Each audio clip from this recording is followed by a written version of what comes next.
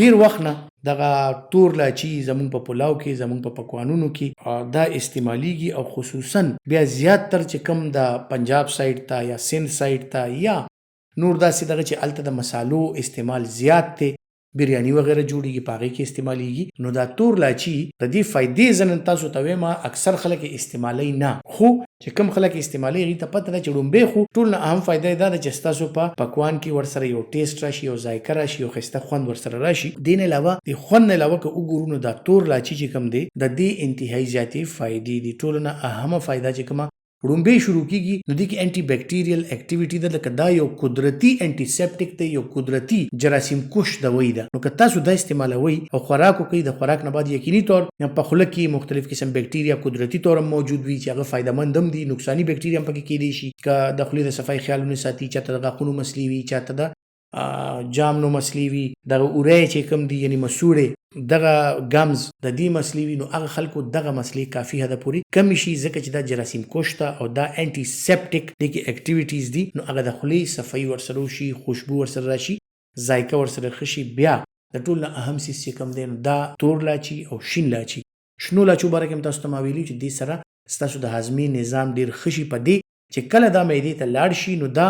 زمونږ په معده کې چې کم انزایمز دي کم رطوبت دی کم تیزابیت دی چې کم د هاضمې دپاره ضروري دی نو دا هغه اوبه هغه معدې ته ور شامل کی هغه هارمونز ور شامل کی هغه انزایمز ور شامل کی چې کومې سره زمونږ د هاضمې عمل دا شروع هم شي او دا تیز هم شي نو زمونږ هاضمه ډېره ښه شي بیا که تاسو کتلی وي اکثر خلک یاره هغوی ته دا مسلې وي چې بس جي زما خو کال سر دا بلغمي ټوخې وي ریشه مې نه را جدا کیږي دا ریشه مې زیاته وي یا د دمې اکثر خلکو ته شکایت وي د استما خلکو ته شکایت وي زما دا ماشوم دی سای لنډه لنډه کیږي بیا پې د ټوخي چپه راشي بیا مری بنده کیږي او ډېر زیات تکلیف وي ورته نو دغه خلک که د دې تور لاچي استعمال کوي په خپله قهوه کې په خپل پکوان کې خپل پلاو کې هر څه چې وي په هغې کې که د دې استعمال کوي خصوصا قهوه کې که دا استعمال شي وخوټ کېږي د دې دا ایکسټراکټس چې کوم دي د دې دا فایدې چې کومې دي نو دا هغې نه روزي په دغه قهوه کې شامل شي دغه قهوه که تاسو استعمال کوئ نو هضمه خو ورسره ښه شي خو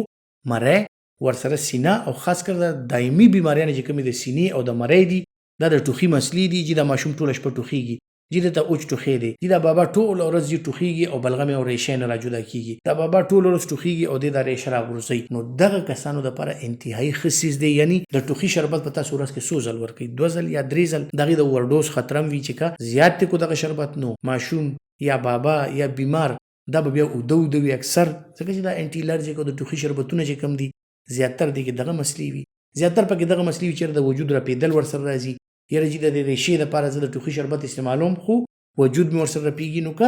دا قدرتي څیزونه م ورسره شي د هغه دوایانو هغه اثرات ډېر زیات ښه شي تاسو ته د دوایانو نه علاوه هم په خپل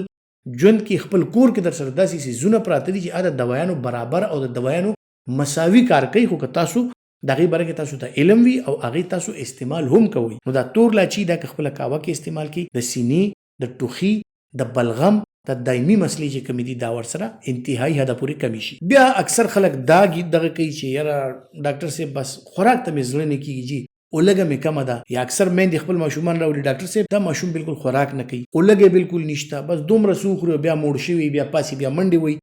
نو دې سره هاضمه چې ښه شي هاضمه امپروف شي میټابولیک ریټ ورسره ښه شي اولګه ورسره زیاته شي نو ستاسو ماشوم به وږی کېږي زیات یا زموږ د بیماران چې کوم وي چې اکثر له دا مسلې وي ورته بیماری سره چې یاره جي دا کله راشي بیمار شوی منو زما اولګه ختمه شوې ده نو که دا تور لاچي استعمال کوي د دې قهوه یا په خوراک کې د استعمالوي نو د هغې اولګه ورسره ښه شي اپیټایټ ورسره امپروف شي او دا خلک ښه خوراک شروع کړي نو صحتي ښه شي بیا راځو جناب د دې نورو فایدو ته چې هغه دي که د بلډ پریشر او د شوګر مریضان دي خصوصا د بلډ پریشر مریضان او بیا دي کې هغه مریضان چې د چا ورسره کولیسټرول هم زیات وي قدرتي طور دا به ستاسو د کولیسټرول راکموي ستاسو کولیسټرول به زیاتېدو ته نه پرېږدي او بل چې کوم دی ورسره فایدې دا دي چې دا ستاسو بلډ پریشر زیاتېدو ته نه پرېږدي لکه که تاسو کتلي وي اکثر خلک چې خوراک وکړي یا داسې غوړ خوراک وکړي چربی والا خوراک وکړي نو ورپسې وایي یاره وایي یو غټ چانک قهوه ووایه او بیا هغه قهوې ته کښېني نو یقینا قهوه چې کوم دی کې پروون ثابت شده دا عمل شته چې دا ستاسو کولیسټرول هم کموي ستاسو بلډ پریشر هم راکموي چې چاته د بلډ پریشر مسلې دي ځکه چې دې سره د تشو متیازو مقدار زیات شي ستاسو زاید نمکیات او اوبه د وجود نه وځي او د دې یو ډایورټیک افیکټ دی،